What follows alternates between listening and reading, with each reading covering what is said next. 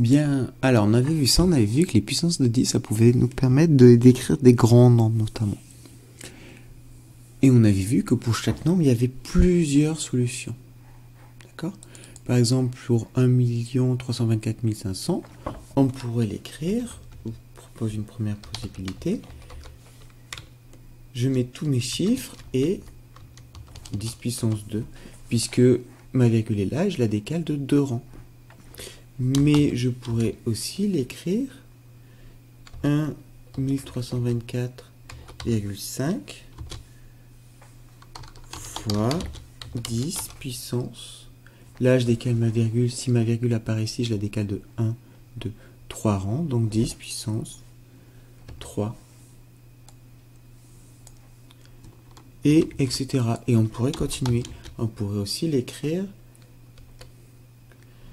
Si on redécale, si on met la virgule entre le 2 et le 4, 45 fois 10 puissance.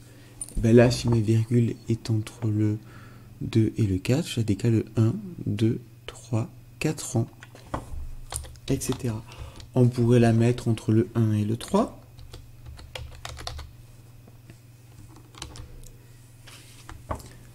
Là, je l'ai décalé de 1, 2, 3, 4, 5, 6 rangs.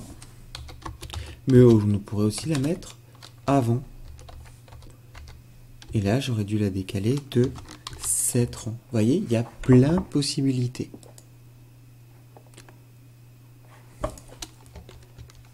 Pareil sur celui-là, sauf que celui-là, on va aller dans les nombres négatifs.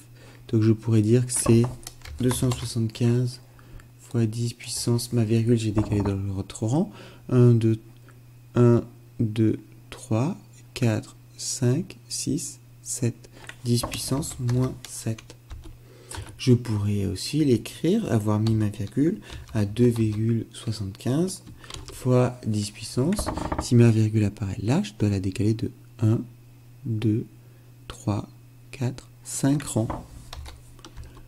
Donc, comme je suis allé dans l'autre sens, moins 5. De façon à réduire mon nombre. Je pourrais aussi, par exemple, la mettre devant le 2. 0,275 fois 10 puissance. Là, je dois la décaler de 1, 2, 3, 4 fois 10 puissance moins 4. Donc, on s'aperçoit que pour chaque nombre, il y a plein de solutions possibles. Ce que vous allez voir dans la vidéo suivante et ce qui va nous intéresser dans le cours, en fait, c'est à chaque fois, il y en a une qui va nous intéresser, ça va être celle-là et celle-là. Pourquoi elles vont nous intéresser? Parce que c'est ce qu'on va appeler l'écriture scientifique. Je vous explique ça dans la vidéo suivante. C'est quand je ne laisse qu'un seul chiffre avant la virgule. D'accord? Ça ne peut pas être ça et ça parce qu'il y a trop de chiffres avant la virgule. Je ne laisse qu'un seul chiffre avant la virgule et je ne veux pas que ce soit 0. C'est ce qu'on va appeler l'écriture scientifique, mais je vous laisse voir le cours.